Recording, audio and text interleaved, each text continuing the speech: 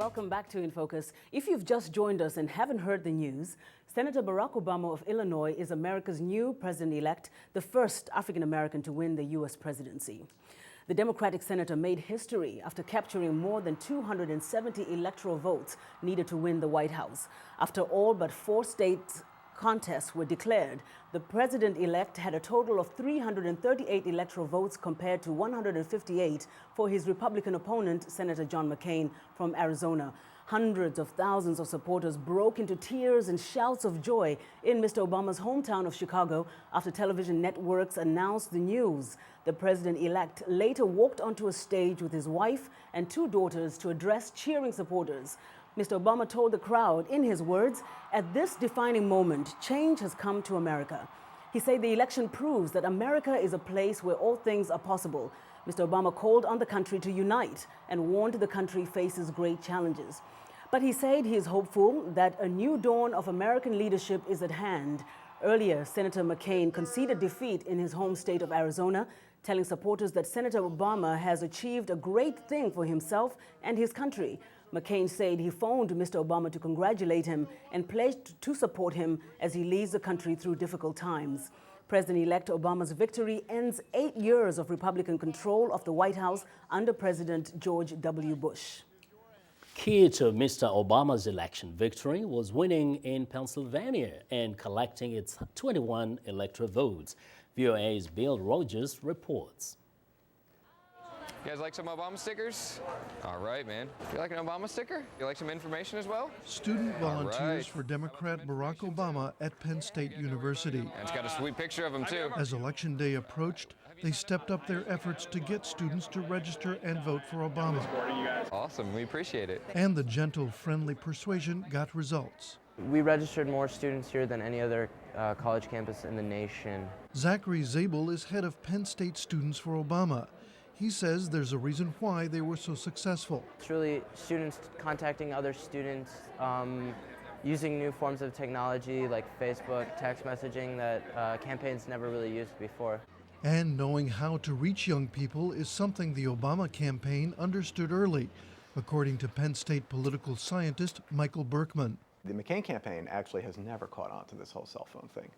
But from the very beginning, the Obama campaign has been harvesting cell phone numbers. So any event you ever go to for Obama, especially around a college campus, they will ask people to text in. And what they're doing when you text in is they're harvesting your cell phone number. And using that information to mobilize support and voter turnout. And don't forget the tax situation. Outreach from Obama field offices also was effective. It differed from the McCain campaign. Instead of programmed phone calls, those working for Obama strove to engage undecided voters. With Cheney and Rumsfeld and that whole group, I mean, give us a break. The tactic worked, says Randall Miller, history professor at St. Joseph's University in Philadelphia. It's not just getting information, what have you. They try to connect up with people, to have literally a conversation about politics. And that's a way of literally drawing people in so they begin to feel invested in the Obama candidacy. It's very, very smart. It's very, very modern. And may have made all the difference for Barack Obama in Pennsylvania. Bill Rogers, VOA News. And now with that, here with us in our Washington studio is VOA's national correspondent, Jim Malone. And on the phone from Nairobi, Kenya, is correspondent Derek Kilner. And in Dakar, Senegal, Scott Bob. We'd like to welcome you all to In Focus today. Thank you. Thank you. Jim, I'm going to start off with you very briefly. It seemed as though the polls were dead on in terms of predicting Obama's victory in this term around. We keep hearing how the face of American politics has changed forever. Do you agree with that? And what does it mean, really? Well, forever's a long time. I do think in 2008, Democrats and Barack Obama rode a wave into power. And that wave for Republicans basically turned into the perfect storm. What we had was a new phenomenon, Barack Obama, as a political entity. Where did he win his first victory? In the American heartland, Iowa, predominantly white. Obama was a new type of presidential candidate, African American, but almost post-racial. For John McCain, an uphill struggle all the way. The economy ruled the roost in terms of this election. He was not able to overcome those headwinds. And the legacy of George W. Bush also did in McCain. McCain lost to Bush in 2000. In a way, George W. Bush defeated McCain again in 2008. Just before I go to Derek in Nairobi, Jim, it will look like there is almost nothing that McCain would have done really to win this election. Vincent, this thing turned in mid-September when the financial crisis hit. McCain looked behind the curve. His reactions to it were erratic. Who was calm, cool, and collected? It was Barack Obama. In the debates, the same thing. I think that's when the American people decided he was ready. Now let's go over to Nairobi, Kenya, where we have Derek Kilner. Hi, Derek. Hello.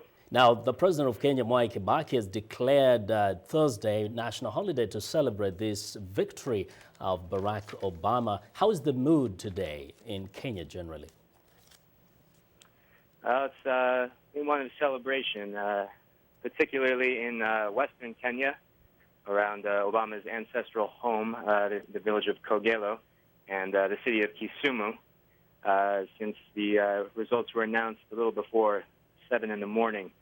There's been singing and dancing and slaughtering of animals in anticipation of the big feast tonight. And in Nairobi, in the big slum of Kibera, where there's also a big Luo community, which Obama's family belongs to, we've seen similar scenes. And throughout Nairobi, people have been packing into the bars and a couple of spots where big screens have been set up to watch the results. It's a working day, so people had to go to work. But with the holiday announced for tomorrow, I think we could see some more celebrations tonight and into tomorrow as well. Now, Scott, Bob, there you are in Dakar. We want to, of course, imagine that the excitement is equally great where you are. But tell us what you are hearing about why people in Dakar are so excited about this Obama victory. Yes, in fact, many people stayed up very late into the evening watching the returns on satellite television or listening to them on the radio, and it was an excitement and an emotion.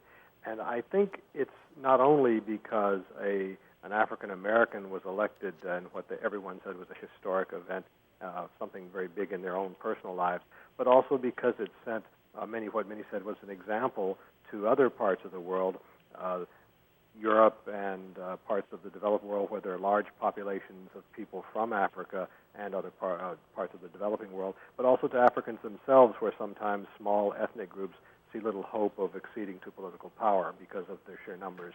So it was across the board an emotional thing, and people are still walking around congratulating each other. It's almost as if the whole world voted in this election.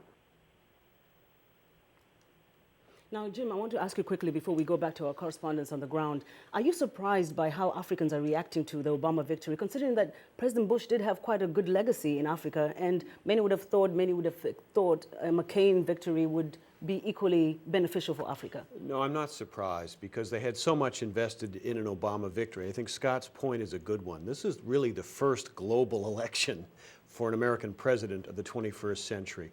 And let's step back a moment and think of the history here. Don't forget, the first slaves from Africa were brought to North America around 1620. We fought a civil war over the issue of slavery. It was only about 40 years ago African Americans got their full rights as Americans under the Constitution. This historic moment we have seen with the election of Barack Obama, this turns a new page in the chapter of American history. Well, let's take a short break. Our colleagues are going to be standing by as we come back in a minute. You're watching In Focus.